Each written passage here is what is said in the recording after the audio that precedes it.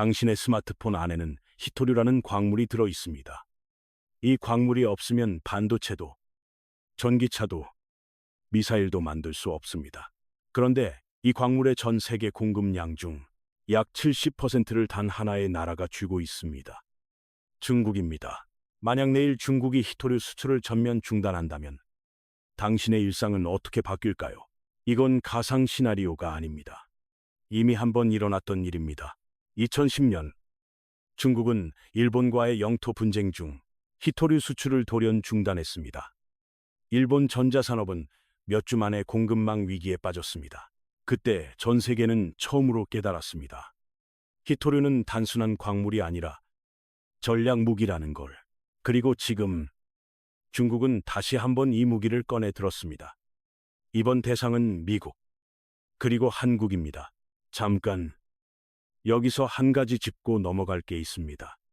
히토류가 정확히 뭔지, 왜 이렇게 중요한 건지 먼저 이해해야 합니다. 히토류는 란타넘, 네오디뮴 같은 17가지 원소를 말합니다. 이름은 낯설지만 이것 없이는 현대 산업이 단 하루도 돌아가지 않습니다. 전기차 모터 하나에 네오디뮴이 약 1kg 들어갑니다. F-35 전투기 한 대에는 히토류가 420kg 이상 필요합니다. 풍력 발전, 터빈, 스마트폰 진동 모터, MRI 장비까지. 당신이 오늘 하루 동안 손댄 물건 대부분에 히토류가 숨어 있습니다. 그런데 문제는 희귀하다는 뜻의 이름과 달리 히토류는 지구상에 꽤 많이 묻혀 있다는 겁니다. 그럼 왜 중국만 독점하고 있을까요? 답은 간단합니다.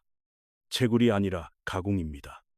히토류 원광석에서 순도 높은 원소를 분리하는 과정은 극도로 복잡하고 환경 오염이 심합니다. 중국은 30년 넘게 이 더러운 작업을 기꺼이 떠안았습니다. 환경 규제가 느슨한 사이 세계 가공 시장의 약 90%를 장악한 겁니다. 다른 나라들은 환경을 핑계로 이 산업을 외면했습니다. 그 결과 편리함의 대가로 공급망의 목줄을 중국에 넘겨준 셈이 됐습니다. 이 채널을 처음 보시는 분이라면 구독과 좋아요 한 번만 눌러주세요. 이런 흐름을 꾸준히 전해드리겠습니다. 자, 이제 본격적으로 들어갑니다. 이 구조가 왜 지금 이 순간 무너지기 시작했는지 설명하겠습니다. 2024년 중국은 갈륨과 게르마늄의 수출 통제를 시작했습니다. 곧이어 흑연, 안티몬까지 규제 목록에 올렸습니다. 표면적으로는 국가 안보를 이유로 들었습니다. 하지만 진짜 메시지는 분명했습니다. 우리 없이는 아무것도 못 만든다. 그리고 바로 이 틈새에서 아무도 예상하지 못한 나라가 손을 들었습니다. 몽골입니다. 이 이야기는 여기서부터 완전히 달라집니다. 몽골, 면적은 한반도의 7배가 넘지만 인구는 겨우 340만 명입니다. 세계에서 인구 밀도가 가장 낮은 나라 중 하나입니다. 하지만 그 텅 빈 땅 아래에는 상상을 초월하는 것이 잠들어 있습니다. 구리, 리튬, 히토류, 우라늄, 형석까지 확인된 광물 자원만 약 6천 종입니다. 몽골의 지하 자원 추정 가치는 수조 달러에 달합니다. 이건 몽골 GDP의 수백 배에 해당하는 규모입니다. 잠깐 상상해 보세요. 당신이 낡은 집에 살고 있는데 마당을 파보니 금괴가 쏟아져 나온 겁니다. 그런데 그 금괴를 꺼낼 장비도 기술도 돈도 없습니다. 그게 바로 몽골의 현실입니다. 자원은 넘치지만 그것을 꺼내고 가공할 능력이 없습니다. 그래서 몽골은 외부의 도움이 필요했습니다. 그리고 가장 먼저 손을 내민 나라가 있었습니다. 중국입니다. 중국은 몽골에 도로를 깔고 광산 장비를 들여왔습니다. 투자금을 쏟아부었습니다. 처음엔 모든 것이 순조로워 보였습니다. 하지만 몽골 사람들은 곧 이상한 점을 눈치챘습니다. 중국 기업이 광산을 운영하면 수익의 대부분이 중국으로 빠져나갔습니다. 고용된 노동자도 대부분 중국인이었습니다. 몽골 현지인에게 돌아오는 건 오염된 토양과 파헤쳐진 초원뿐이었습니다. 이건 투자가 아니었습니다. 구조화된 착취였습니다. 광물은 몽골 땅에서 나왔지만 부는 중국으로 흘러갔습니다. 몽골 국민들 사이에서 반중 감정이 폭발하기 시작했습니다. 거리에서 시위가 벌어졌고 정치권에도 변화의 바람이 불었습니다. 하지만 중국을 밀어내는 건 쉬운 일이 아닙니다. 몽골은 지리적으로 중국과 러시아 사이에 끼어 있습니다. 수출로의 약 90%가 중국을 통과합니다.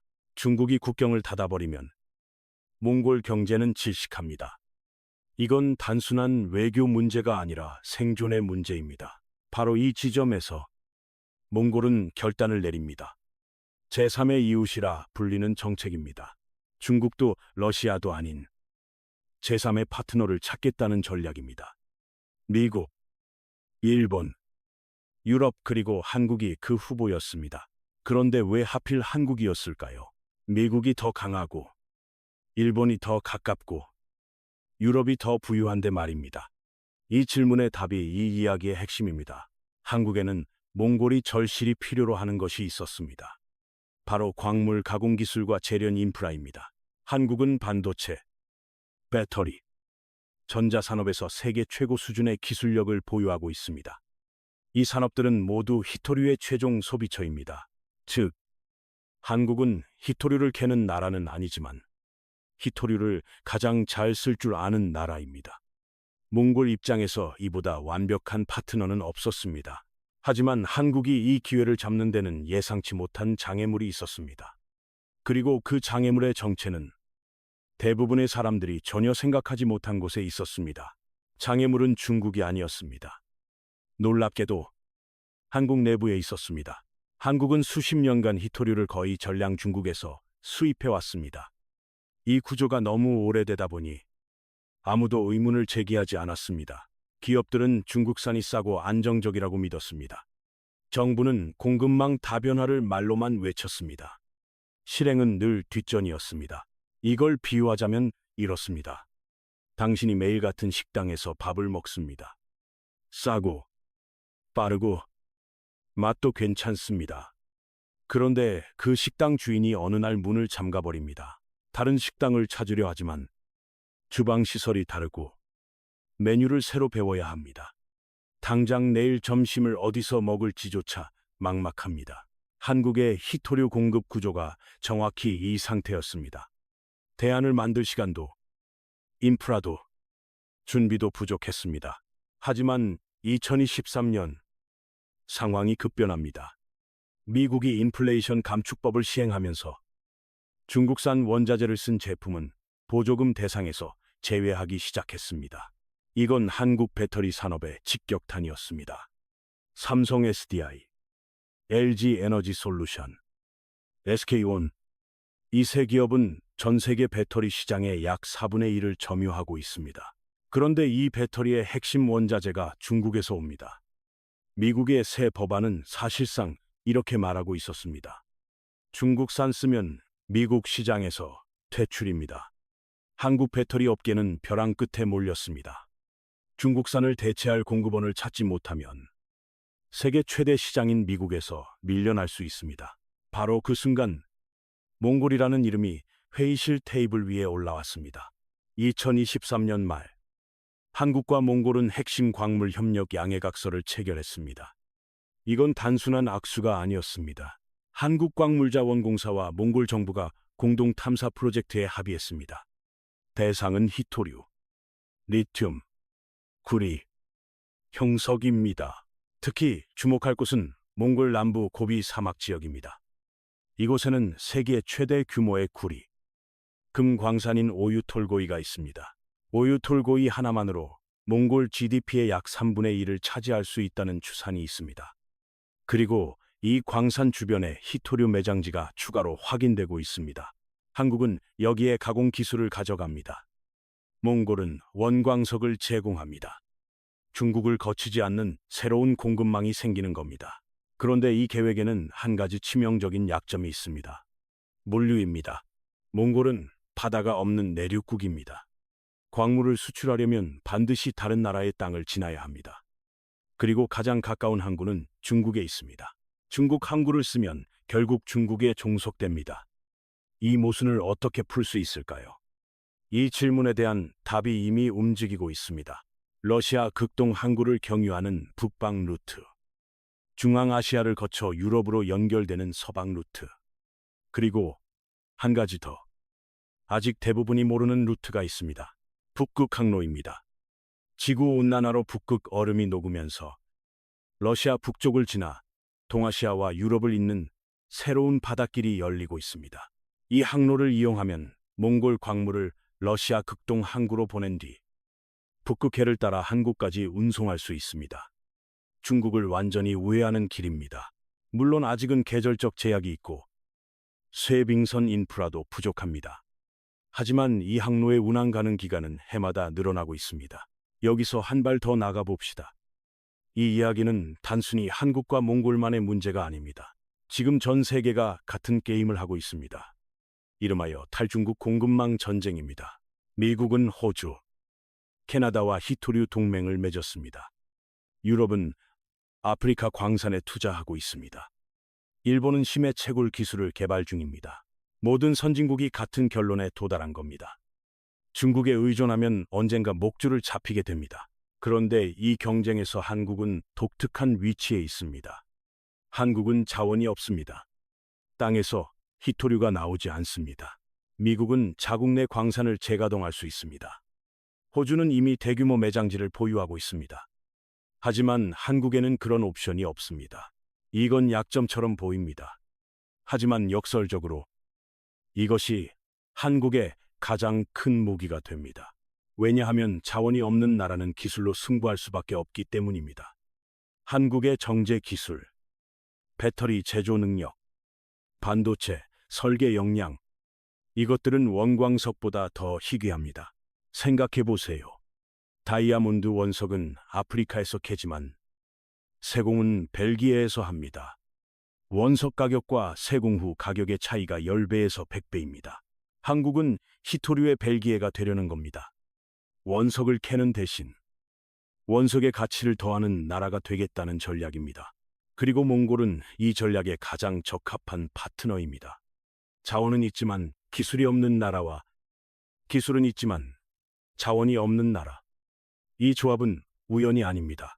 하지만 이 모든 그림이 순탄하게 진행될 거라고 생각하면 큰 착각입니다. 중국은 가만히 보고 있지 않습니다. 2024년 들어 중국은 몽골에 대한 경제적 압박을 강화하고 있습니다. 국경 통과 시간을 늘리고 통관 절차를 복잡하게 만들고 있습니다. 이건 공식적인 제재가 아닙니다. 눈에 보이지 않는 압력입니다. 서류 처리가 느려지고 검역이 길어지고 트럭이 국경에서 며칠씩 묶입니다. 몽골 경제는 이 보이지 않는 손에 의해 천천히 조여지고 있습니다. 중국은 총을 쏘지 않습니다. 대신 산소를 줄입니다. 이건 몽골만의 문제가 아닙니다. 한국이 몽골과 협력을 강화하면 중국이 한국에도 같은 압력을 가할 수 있습니다. 2016년 사드 배치 당시를 기억하세요. 중국의 경제 보복으로 한국은 수조 원의 피해를 입었습니다. 그 기억은 아직도 한국 기업인들의 뇌리에 박혀 있습니다. 그래서 이 게임은 단순하지 않습니다. 몽골의 자원을 확보하면서도 중국의 보복을 최소화해야 합니다. 외줄타기입니다. 하지만 한국 정부는 이미 움직이고 있습니다. 2024년 한국은 핵심 광물 확보 전략을 국가 안보 차원으로 격상시켰습니다. 한국광물자원공사는 몽골 외에도 호주, 캐나다, 칠레 등과 동시다발적으로 협력을 추진하고 있습니다. 하나의 바구니에 모든 달걀을 담지 않겠다는 겁니다. 이건 중국도 쉽게 보복할 수 없는 구조를 만드는 전략입니다. 한 곳을 막으면 다른 곳에서 가져오면 됩니다. 동시에 국내에서도 변화가 일어나고 있습니다. 히토류 재활용 기술이 빠르게 발전하고 있습니다. 폐배터리에서 리튬과 코발트를 추출하고 폐전자기기에서 네오디뮴을 회수하는 기술입니다. 이른바 도시광산이라고 불리는 분야입니다. 한국의 도시광산 기술은 세계 최고 수준에 근접해 있습니다. 이건 몽골의 지하 광산과 한국의 도시 광산이 결합되는 것을 의미합니다. 자, 이제 당신이 생각해야 할 차례입니다. 이 모든 변화가 당신의 돈과 어떻게 연결되는지 말입니다. 히토류 공급망의 재편은 특정 산업에 거대한 기회를 만들어냅니다. 배터리 소재, 광물 가공, 물류 인프라, 재활용 기술, 이 네 가지 분야에 자금이 몰릴 수 있습니다. 반대로 중국 의존도가 높은 기업들은 전환 비용이라는 거대한 짐을 떠안게 됩니다. 이 과정에서 주가가 흔들릴 수 있습니다. 하지만 여기서 확실히 해둘 것이 있습니다. 이건 투자 조언이 아닙니다. 어떤 주식을 사라는 거나 팔라는 이야기가 아닙니다. 다만 흐름을 읽을 줄 아는 사람과 그렇지 못한 사람의 차이는 점점 벌어집니다. 당신이 해야 할 일은 방향을 인지하는 겁니다. 지금 관찰해야 할 신호들을 정리하겠습니다. 첫째, 한국 정부의 핵심 광물 관련 정책 발표입니다. 예산이 늘어나는지, 법안이 통과되는지 주목하세요. 둘째, 몽골과의 실제 프로젝트 착공 소식입니다. 양해각서는 종이 위의 약속일 뿐입니다. 삽이 땅에 들어갈 때 비로소 현실이 됩니다. 셋째, 중국의 수출 규제 확대 여부입니다. 중국이 통제 목록에 새로운 광물을 추가할 때마다 대한 공급망의 가치는 올라갑니다. 넷째, 북극 항로와 대체 물류 루트의 진전입니다. 물류 비용이 내려가는 순간 몽골 광물의 경쟁력이 완전히 달라집니다. 이 네 가지 신호를 기억하세요. 뉴스에서 이 키워드가 보이면 그건 단순한 기사가 아닙니다. 퍼즐 조각입니다. 이 이야기의 본질은 이겁니다. 세상은 지금 보이지 않는 전쟁 중입니다. 총알 대신 광물이 날아가고 전장은 광산과 항구와 회의실입니다. 준비한 사람에게 이 변화는 기회가 됩니다. 무시한 사람에게는 위기가 됩니다. 차이는 단 하나. 지금 이 순간 관심을 기울이느냐 아니냐입니다. 당신은 이미 여기까지 왔습니다. 대부분의 사람들은 이 이야기의 존재조차 모릅니다. 그 차이가 결국 모든 것을 가릅니다.